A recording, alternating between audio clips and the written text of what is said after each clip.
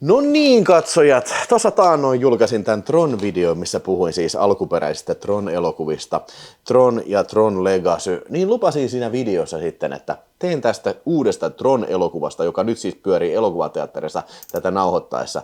Teen tämmöisen pienen arvostelun, joten tässä se tulee. Kannattaako se mennä katsomaan? Tän on ohjannut semmonen äijä kuin Joakim Rönning, joka on norjalainen ohjaaja. Se on vähän tämmönen Disneyn go-to-ohjaaja. Se on muun muassa Pirates of Caribbean, Dead Men Don't Tell No Tales-elokuvan ja Maleficent-elokuvat ohjannut. En todellakaan ole kumpaakaan näistä nähnyt kyllä, että niin kuin ei ole tuttu tämä ohjaaja sinänsä aikaisemmin.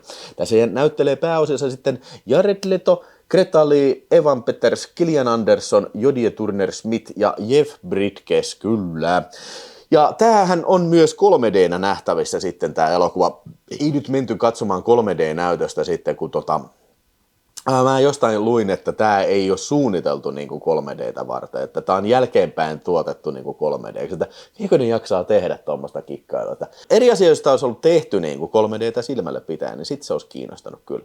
Mutta tosiaan Catchmatch oli meikäläisen mukana, käytiin tuossa eilen sitten sunnuntai-iltana käymään tuo Plevonan Iisense-salissa, jossa on siis ainoa Tampereen, tai siis Plevonan ainoa 4K-projektori, ja se oli ihan 2D-näytös. Niin tosiaan niin tämä elokuva kertoo sitten siitä, että on tämä Encon tietokonefirma ja tämä edellisen osan tämä Sam Flynn, joka oli siis Kevin Flynnin, eli Jeff Bridgesin poika, niin se on lähtenyt meneen sieltä ja firma on jäänyt sitten ilman sitä ja siihen on tullut uudet omistajat sitten, tai sellainen vetonaulat sitten, semmoinen kuin aasialaiset siskokset näin ja toinen niistä on kadonnut sitten ja sitten on tämä tämmöinen Dillinger Company kanssa sitten ja mulla tulee aina mieleen tästä Dillingeristä, mulla tulee se pizza mieleen, niin kuin, hirveä niin kuin tämmöinen informaatiotulva, mitä mä just selitin tuossa, niin tulee siinä alussa, että uutislähetystä ja tällä. Ja mun mielestä toi on vähän huono tapa aloittaa elokuva, tiiäksä. Sillä on semmoinen niin kuin expositio dump, niin kuin jysätään katsojan niskaan siitä, että niin kuin, ja ne, varsinkaan ne, siis mä voisin kuvitella, että jos ei ole nähnyt näitä aikaisempia elokuvia, tai jos on niin kuin tosi niin kuin, kauan kun on nähnyt, niin siinä saattaa äkkiä olla niin kuin ihan tuuliajalla, että okei, ketä nämä hahmot, ja miksi mun pitäisi välittää tällä. Mutta se on, millä on merkitystä, on se, että on kaksi firmaa, ne kilpailee tuolla, tai on vähän niin kuin sellainen fuusioitumassa tai jotain tällä. Ja sitten tällä Dillinger-korporaatiolla, ne on kehittänyt tämmöisen niin kuin Ares suojelubotin ja niillä on sellainen oma gritti, sellainen punaisen hehkunen gritti, missä on kaikki tosi punaista neonväriä ja kaikkea tämmöistä. Ja sitten tämä Jared Leto näyttelee tätä Tron Aresta. Mä en edes tiedä, minkä vitun takia tämän leffan nimi on Tron. Siis Tron oli sen turvallisuusohjelman nimi tässä ensimmäisessä osassa, mitä näytteli Bruce Boxleitner, niin itse asiassa tässäkään, tämä Tron Legacykaan ei pitäisi olla niin kuin Tron, mutta Tron on ihan siisti nimi, mä ymmärrän se, että, ja se on tunnistettava nimi, niin mä ymmärrän se, että niin kun Disney haluaa pitää sen, mutta niin kun, tässä ei todellakaan ole ketään, jonka nimi olisi Tron, ei mitään siihen hahmoon viittaa vaikka, mutta ehkä nyt voidaan sanoa, että tämä Tron on niin kuin se itse niin kuin tämä The Grid, se digitaalinen maailma sitten, niin. Joo, niin niillä on se tosiaan Tron Ares sitten, tämä Jared Leto, ja niillä on semmoinen tekniikka, miten laserilla voidaan rakentaa 10 sekunnissa joko panssarivaunuja tai tällainen ihmisiä, siis eläviä keinoälyolentoja tällainen, se tulee se laseri tällainen, niin siis tämä on Star Trekin tekniikkaa kyllä, niin siinä on vaan se niin kuin, rajoitus sitten, että nämä niin kuin, 3D-printatut tankit ja nämä kaikki, ne on muuten ihan aitoja tällä, mutta ne niin kuin selviää vaan 29 minuuttia. En tiedä miksi just 29 minuuttia, mutta näin se nyt vaan on. Ja sitten on tosiaan tämä Dillinger-yhtiö, Encon-yhtiö, niin siellä sitten on tämä Eve Kim, jota esittää tämä Greta Lee, niin se on se toinen niistä omistajista, koska toinen niistä aasialaisista ja muijista oli hävinnyt johonkin, ja ne on siinä alussa sitten menee sitten sen Alaskan tutkimusasemalla, mikä jossain Alpeilla on tällainen. jossain siellä lumisessa paikassa, niin sieltä löytyy semmoinen puuttuva koodinpätkä, semmoinen niin pysyvyyskoodi. Niin kuin, kuinka niin kuin yksinkertaisesti voi selittää tämän niin kuin pysyvyys. Ja se tarkoittaa sitä, että se niin kuin murskaa tämän 29 minuutin rajan. Ja nyt kun sitten 3D tulostaa niin kuin tyyppejä, niin saakeli, että sitten niin se elääkin lopulta. Mä en vittu ymmärrä, tää niin kuin menee liian vittu ylisihilseen. Siis niin kuin elokuva, joka vaikuttaa, tää on taikuutta, niin mä en enää usko. Siis, mä en niinku usko, että se voi olla olemassa. Ja siis varsinkin niinku se, että niinku, se missä niinku Tron, nämä elokuvat sijoittuu tänne The Gridiin, mä uskon, että siellä voidaan niinku luoda tällä, mutta en mä oikein niinku usko, että niitä voidaan tuoda tällä lailla oikeaan elämään. Mutta näin se nyt tässä elokuvassa nyt vaan on, ja koitetaan nyt kestää se sitten. No sitten tietysti tämä Dillinger-firma, ja siellä on se, tämä, joka näyttää Evan Peters, joka muuten on siinä, oliko se siinä, mikä tämä on, Dahmer-ohjelmassa, se Dahmer-murhaaja, niin se on sitten se Dillingerin johtaja, ja ne hintaan mihin hyvänsä haluaa tämän kyseisen pysyvyyskoodin pätkän, jotta niin tulee markkinajohtaja. Mutta täytyy sanoa, että 29 minuutin rajoituksellakin taas ennennäkemätöntä tekniikkaa ja aivan taatusti niin kuin, tällä olisi paljon käyttötarkoituksia. Mutta ne haluaa sen, ja sitten tämä justi Eve Kim, niin se sitten niin kuin pakenee näitä Tron Ares ja sitten tämä Jodie Turner-Smithin esittämä Athena, semmoinen musta mimmi, semmoinen, nämä on kovia niin kuin tämmöisiä niin kuin Tron maailmasta tulleita tappajia sitten, niin ne niin kuin tulostetaan tähän maailmaan, yhtetään se kovan kuulosta, ne tulostetaan tähän maailmaan ja ne lähtee jahtaan tätä, mutta sitten kun ne saa sen kiinni, tämän Eve Kimmi, niin se rikkoo sen muistikortti, mutta sitten nämä kusimunat täältä Dillinger-firmasta, niin ampuu samanlaisella saakelin pistoolilla, millä toi Kevin Flynn joutuu digitaalisen maailmaan, niin ampuu sen niin kuin omaan digitaaliseen maailmaansa, niin kuin, eli semmoinen skanneri, mikä tuhoaa sun molekyylit ja skannaa sut digitaalisen maailmaan. Siellä ne sitten alkaa kovistelemaan sitä, että ei saatana, me pitää extract this information tämän muijan päästä. Ja sitten Jared Leto, se oli 1 sekunnin ajan nähnyt sen, että hänellä on myötätuntoa minun kohtaan. Niin nyt se alkaakin puolustaa sitten tätä Eve Kimmin esittämää hahmoa. Ja yhdessä ne pakenee sieltä sitten täältä Dillinger-gridistä, Tron-maailmasta ja tulostuu sitten oikeaan maailmaan. Ja siellä niiden pitää löytää tämä, ensin vältellä näitä Dillinger-yhtiön tätä metsästysjoukkoa, jota johtaa tämä musta mimmi Athena. Se muija on tässä nyt sitten se niin sanottu MacGuffin, mitä ne Dillingerit haluaa, koska se muija on nähnyt sen koodi. Niin se on jotenkin sen niin kuin muistiin tallentunut sitten, mutta koska ihminen ei pysty niin kuin hakemaan muistissa tuolla lailla sitä, niin nämä menee sinne vanhalle toimistolle, missä on se vanha käyttöliittymä, koska sinne tietokoneeseen on syvälle haudattu sitten tämä pysyvyyskoodi sitten. Mä en tiedä minkä vitun takia, miten se on niin kuin tehty sinne, niin kuin. Tässä on yhtään mitään järkeä tässä tarinassa kyllä, niin kuin näin. Joo. Mutta siis justiin tämä muija Eve Kim, se on se MacGuffin, mitä tässä etsitään, ja kaikki etsii siitä. Tämä on tämmöinen niin kuin, etsimisseikkailu-elokuva. Ja tässä on niin kuin, liikaa niin kuin ekspositio, liikaa kaikkea tapahtumia, liikaa niin kuin toimintaa. Tämä on hirveän meluisa elokuva. Jos mietitään Tron Legacyä, siinä on niin kuin tosi upean näköinen elokuva tällä, ja siinä on tosi paljon aikaa niin kuin, tiedätkö, fiilistellä. Sitä fiilistellään sitä maailmaa, niin kuin tässä ensimmäisessäkin. Tässä mennään niin kuin toimintakohtauksesta toiseen, hirveä kiire, jopa niin kuin tämä, ja sitten kaikki hahmot, ne ei ole niin kuin edes hahmoja, nämä on niin kuin tämmöisiä ekspositiokoneita, että okei, hei, mulla on semmoinen juttu, että tiedätkö, se jopa tämä niin kuin Jared Leton hahmo, se selittää tälle Eve Kimmille sen niin kuin, tiedätkö, niin kuin historiikin, tiedätkö, että minä olen lukenut siis kaikkea, että sinä olet sitä ja sinä menetit lapsesi ja sinä olit menossa hakemaan tämän pysyvyyskoodin, koska sinä haluat erota Enconista ja sinä haluaisit antaa sen vain Enconin käyttöön, jotta sinä voit rauhassa eläköityä. Eikö se olikin juuri niin? Siis tämä on paskaa kirjoittamista, tämä niin kuin vittu show not tell on semmoinen mantra, minkä näiden vittu elokuvan käsikirjoittajien pitäisi lukea kyllä ja niinku sisäistää se niinku vittu kuten saakeli 10 käskyä. Niinku. Vittu, tää on just tämmönen nykyajan elokuva justiin, niinku, että siis hirveä määrä niinku tauhkaa, hirveä määrä mäiskettä. Se olisi hyvä asia niin kuin Rocco Siffredin elokuvassa, mutta niin kuin tämmöisessä elokuvassa ei ole. Mihinkään ei ole mitään aikaa tehdä. Ja siis, Jared Letolle, niin kuin aina kaikki sanoo paskaa Jared Letolle, ei mulla ole mitään kauhean mielipidettä suuntaan eikä toiseen tästä kyseisestä näyttelijästä. Mun mielestä se on ollut hyvä Fight Clubissa ja sitten tuossa Blade Runnerissa ja varsinkin Requiem for a Dreamissa ja sitten kaikissa näissä pienissä rooleissa, mitä mä oon nähnyt, niin se tekee mun mielestä ihan hyvän roolisuorituksen tässä. Ja se on semmoinen tarpeellisella tavalla semmoinen niin kuin tietokonemainen, tämmöinen robottimainen, mutta silti siinä on niin kuin pilket tämmöistä inhimillisyyttä.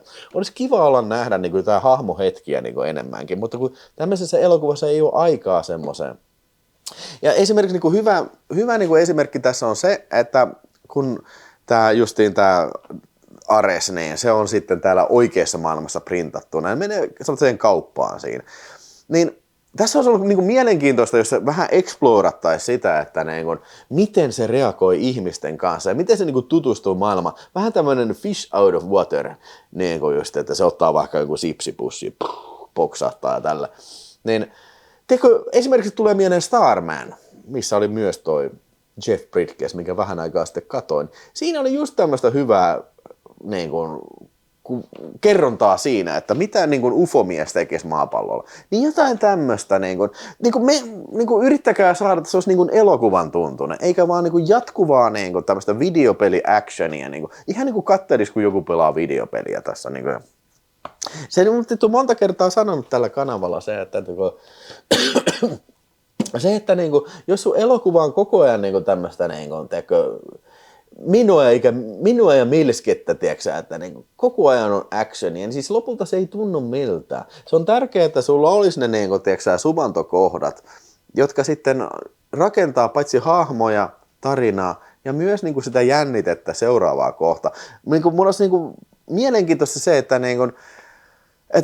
ymmärtäisi jotain niin kuin painoarvoa tässä tarinassa, mutta kun, se ei oikein välity tästä, kun koko ajan juostaan paikasta toiseen ja jopa nämä ekspositio selitetään kesken takaa-ajon.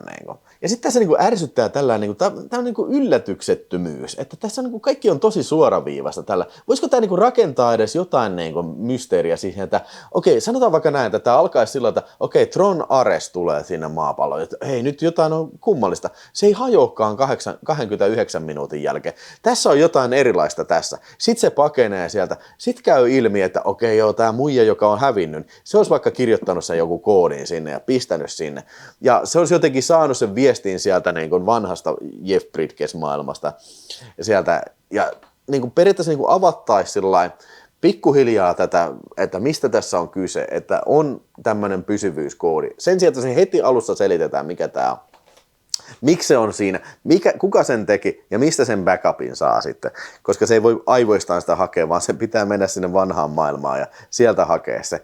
Ja sitten tulla tämä yllätysbonuksena tämä, että mennään tähän Tron-maailmaan, siis se, kun tässä se pitkään jo puhuttu, että hei, meidän pitää mennä sinne toimistolle, että me päästään sinne vanhaan, accessään vanhaan tietokoneen. Joten katsojana mä tiedän jo, mitä tässä tapahtuu. Ja niin tapahtuu jo.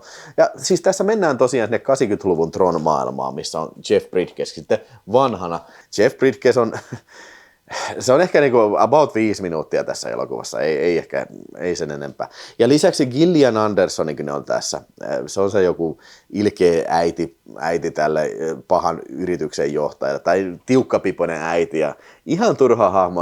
Miksei voisi olla vain yksi hahmo? Miksi tässä tarvitsee olla äitihahmo? Miksei Gillian Anderson voi olla tämä pahishahmo tässä? Joo, tämä loppu on älytön, kun ne tulostaa niitä laitteita, niitä tankkeja, uskotaan se nyt sitten, mutta sitten ne tulostaa semmoinen recognizer-laitteen. Se on kerrostalon kokoinen semmoinen jättiläisavaruusalus, niin se sitten lähtee lentämään siellä kaupungissa tällä, ja sitten tämä musta mimmi on siinä sen ohjaajana tällä, ja se yrittää jahdata tätä, että ne saa se Eve Kimi edelleen kiinni siinä sitten. Täytyy kyllä sanoa, että se on visuaalisesti hieno juttu, hienosti tehty, ja se, että tämä on kautta linjan, tämä on tosi visuaalisesti upea elokuva. Jos joku sanoo, että tämä ei ole hyvän näköinen elokuva, niin mä en yhtään kyllä ymmärrä semmoista kritiikkiä. Ja ne virtuaalimaailman kohtauksen takaajat kaikki, varsinkin jos yksi talo räjähtää, kun ajatellaan vesiskootterilla siellä digimaailmassa, ja sitten se räjähtää se semmoinen joku, en mä tiedä, onko se on laituri tällä, niin hienosti hienosti tehty ja varmasti käytetty tosi paljon aikaa tämmöiseen niin kuin kikkailuun näiden niin kuin CGI-efektien kanssa. Että jos tää oli upean näköinen tää Tron Legacy-elokuva, niin on kyllä tääkin, että mulla ei ole mitään ongelmaa sen kanssa. Mutta se just, että tulee se recognizer-laite tästä alkuperäisestä elokuvasta ja sillä lennetään kaupungissa, eikö siellä niinku kukaan tulisi sanoa, että hetkinen, mikäs tää tämmönen UFO? Niinku missään ei ole ketään muita ihmisiä kyllä tässä. Ja eikö se olisi vähän liian iso? Ja mä en vittu usko, miten se laite tulos? Se on liian iso laite, että se ei mahtuisi edes siihen hangariin. Niin mä en tiedä, miten se niinku yhtäkkiä tuli, mutta semmoinen vaan tuli. Sitä on todella huonosti käsikirjoittu elokuva kyllä. Niinku ihan kautta linja. Repliikit on tosi paskaa. Ja niin kuin siis semmoista niin kuin, just tämmöistä niin kuin yksinkertaistettua selitystä ja siis niin kuin selitetään, että mitä tässä nyt tapahtuu, koska niin kuin, ilmeisesti tässä niin kuin, ei uskota, että katsoja niin kuin ymmärtäisi yhtään mitä. Ja kyllä se varmaan niin on, koska niin kuin, tämä on hirveän niin kuin tämmöinen, tässä on paljon materiaalia, hirveän tämmöistä silppusta materiaalia, niin voisi se olla kyllä näin, että niin kuin, siitä ei ymmärtäisi mitään. Että ehdottomasti tämän olisi pitänyt keskittyä vaan tähän niin kuin Tron Arekseen ja näin. Ja ei pyyhkiä kaikki muut. Tämmöinen kuin firman kikkailukin tällainen, niin tarvitaanko tämmöisessä elokuvassa tosiaan tätä? Tavallaan se on vähän liittyy tähän niin kuin ensimmäiseen elokuvaan, siinä oli vähän kanssa tämmöistä, mutta niin kuin, on toi nyt vähän nähty kyllä tommonen niin kuin systeemi. Monta kertaa kyllä. Niin ja se piti vielä sanoa, että siis mikä tämä niinku ihme juova, mikä tämän moottoripyörän perseestä tulee, kun siinä, mä ymmärrän, että se on siinä niinku digimaailmassa sillä, että tulee semmoinen niinku seinä, että sä et voi niinku törmätä siihen. Mutta miten vitussa nämä moottoripyörät, jotka on 3D-tulostettu, niin miten niistä tulee tämmöinen viiva perässä? Mitä se niinku on? Onko se jotain muovia vai mitä se on? Se leikkaa ainakin poliisiauton kahtia, niin mä en tajua, että mitä se matsku on. Ja eikä kukaan ei ihmettelisi tätä ollenkaan. Hetkinen, mitä nämä kaaharit on? Mistä tulee tämmöistä jotain lasimaista ainetta perseestä ulos? Täytyy jotain positiivistakin sanoa, että kuten sanoin, hyvän näköinen elokuva, upeita tehosteita. Lisäksi tässä oli Nine Inch Nailsin musiikit ja täytyy sanoa, että ei tämä nyt ihan niin kuin Tron Legacyn taso ollut, mutta tosi hyvät ja tosi robustit äänet, tosi rouheet soundit kyllä, että se on enemmän tässä industriaalimusiikkia. Siinä ei nyt ole niin hienoja juttuja kuin tuossa oli, mutta niin kuin, siis hyvin sopivat musiikit kyllä niin kuin kautta linjan kyllä. Se on myös positiivista tässä se, että tämä on niin kuin jatko-osa. Tämä ei ole niin kuin rebootti, remake eikä mitään, vaan tämä selvästi jatkaa siitä niin kuin edellisestä osasta. Niin, vaikka nyt oli aika lailla niin kuin hahmot niin kuin vaihdettu siitä, mutta eipä nyt mulla sillain kamalasti niin kuin tullut ikävä kyllä tätä Sam Flynnia, mikä tässä oli tässä Tron Legacyssä, mutta niin kuin, tähän on otettu nyt ihan uusi porukka ja tällä näin. Ja vähän ihmettelin kyllä, että mitenkä Disneyn seulasta on päässyt tämmöinen kohtaus läpi, että siinä on se musta muija, mikä on se NS-pahis muija, ja Jared Leto, valkoinen mies, vetelee sitä turpiin siinä, niin kuinka tämä nyt on oikein päässyt läpi? Olisi hyvin voinut kuvitella, että Tron Ares on sitten tämä musta muija, siis se, jota esitteli tämä Jodie Turner-Smith, joka ymmärtääkseni on siinä Disney Acolyte Star Wars-sarjassa sitten on joku sorti isokin tyyppi. Ei minä en todellakaan ole nähnyt tätä kyseistä sarjaa kyllä. Kyllä tämän katsoi tämän elokuvan eikä tehnyt mieli kuristaa ketään niin kuin sen elokuvan jälkeen. Et ei se nyt sinänsä niin kuin vituttanut kyllä. Että näin, mutta niin kuin, voisinko mä suositella tätä elokuvaa, niin en mä varmaan. Että, siis jos on Tron-fani, niin et sä menetä mitään, jos et sä näet tätä elokuvaa. Ja tää selvästi petaa niin kuin jatko-osaa sitten, että jätetään niin kuin, eräs tärkeä hahmo eloon, se nousee sieltä tällä ja sitten jätetään se, että okei, tämä yksi lähtee niin kuin etsiin itseensä tällä ja näin. Mutta mä en millään jaksa uskoa, että tämä on saamassa jatko-osaa, koska tämä oli tosiaan 180 miljoonan budjetilla tehty elokuva. Siis tämä on maailmanlaajuisesti tuottanut vain $60 miljoonaa. Ja kun tämä on näin kallis elokuva ja siinä on vielä mainostukset siihen päälle sitten, niin reilusti $400 miljoonaa pitäisi olla varmaan se tuotto, että tämä niinku olisi niinku break even, eli pääsisi edes omille. Mutta jos on ensi viikonloppuun maailmanlaajuisesti 60 miltsiä, niin ei saakeli. Mä valitettavasti joudun sanoa kyllä, että nyt tästä tulee aikamoinen floppi kyllä Disneylle, että varmasti tulee häviää rahaa sitten kyllä. Että että nähtäväksi jää sitten, että tuleeko tästä joku tämmöinen kulttielokuva. Mutta pointti on siinä, että kun tehdään näin kalliita elokuvia, niin silloin ne rahat pitäisi tehdä niin kuin tässä ensimmäisellä elokuvateatterikierroksella.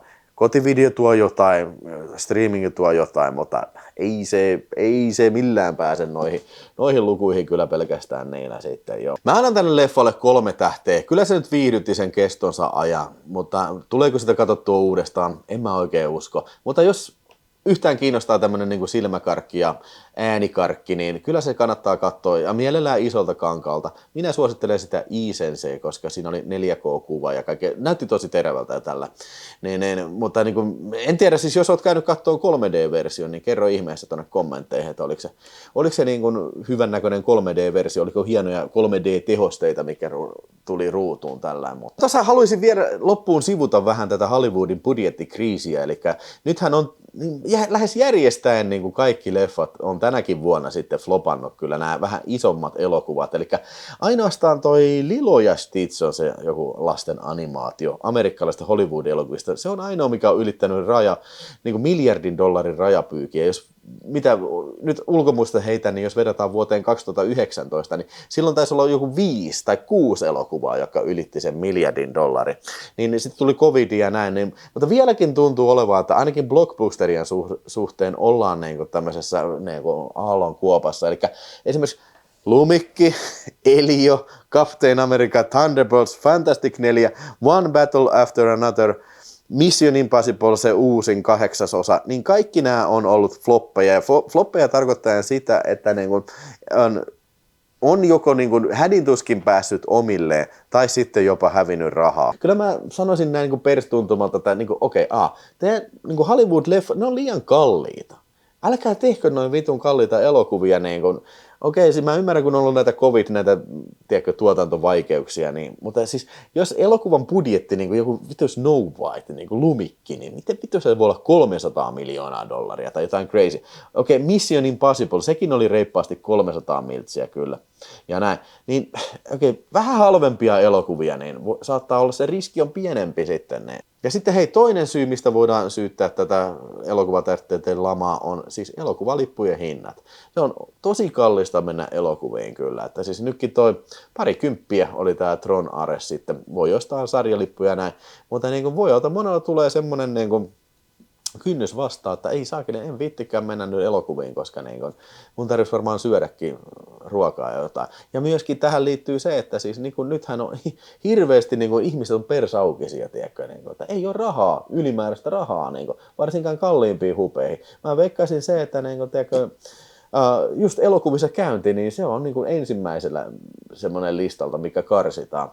Ja siis kolmanneksi vielä se syy siinä sitten, että nyt on paljon hyviä vaihtoehtoja. Periaatteessa pikkurahalla, jos sulla on joku Netflixi, niin sä saat niin kuin, teeksä, hyvän elokuvaillan niin kuin katselemalla niin kuin himasta leffoja ja tilaat joltain Voltilta tällä. Sen sijaan, että sä lähtisit ulos niin kuin raflaan ensin siinä, haet popparit tällään, saatika sitten, jos sulla on niinku jotain puolisoa sinne ja lapsia, niin se on äkkiä niinku 150 se. Mutta sä vaan istut himassa perse homeessa ja tilailet voltteja ja ostat kaupasta jotain mässyä sinne. Niin hei, uutuuselokuvakin, mikä saattaa tulla vuokralle niinku, netissä vuokralle niinku, ehkä jopa jo parin viikon jälkeen, kun se on tullut ensi-iltaan, niin se on aika houkuttava vaihtoehto. Ja sekin vielä täytyy sanoa, että nykyaikaiset nämä telkkarit ja nämä kotiteatterilaitteet, ne alkaa olla jo aika hyviä, eikä hinnakaan ole niin paljon. Että jos sä oot joskus satsannut semmoiseen niin kuin ison taulutelkkariin ja sulla on hyvä äänentoista, niin hei, tarviiko lähteä elokuviin sitten, että myös himassa niin kuin saa niin kuin kohtalaisen hyvän kokemuksen niin kuin parilla kympillä, niin. 4. syy vielä, että siis varsinkin nämä blockbuster-elokuvat, niin ne on paskoja siis. Huonosti käsikirjoitettu. Tämäkin siis tää ehdottomasti tää olisi pitänyt vähän miettiä tätä kässäriä kyllä ja miettiä, että hei, tässä on kauheasti kaikkea, että meidän pitää karsia jotain ja keskitytään johonkin hahmoon. Teekö, kun ihmiset yleensä menee katsoa hahmoja ja tarinoita, eikä sillä jatkuvaa tämmöistä Mutta siinä on mun mielestä niin kuin muutamia syitä sitten, että mikä vaikuttaa tähän lamaan. En tiedä, mitä tässä tulee tulevaisuudessa. Alkaako ala oikeasti niin kuin kuihtuun pikkuhiljaa? En tiedä kauanko tämmöistä kestetään, tämmöistä niin kuin toistuvaa floppausta, floppin perään ja niin kuin samaan aikaan kaikki muut tämmöiset niin kuin viihdeplattarit nousee. Katsotaan nyt, mitä tapahtuu, mutta näin. Jep. Oletko sinä käynyt katsomaan Tron Areksia ja meinaatko mennä katsoa ja oletko sinä nähnyt ne? Kerro mulle kommenteissa ja kerro muutenkin, tuliko jotain ajatuksia tästä Hollywoodin notkahduksessa sitten. Palataan seuraavassa videossa aiheeseen ja hei, muistakaa sitten, jos tuoreeltaan tätä videoa katselet, niin tuossa perjantaina niin on Abbasin kanssa vähän unboxaamassa sitten kunnon vilmejä. Siellä on tullut hyviä lahjoituksia taas katsojilta, niin tulkaahan ihmettelemään, että mitä siellä mahtaa olla sitten, että 7 aloitetaan sitten. Niin siellä nähdään sitten ja se on nytten Sorronno ja seuraava video, se on moro.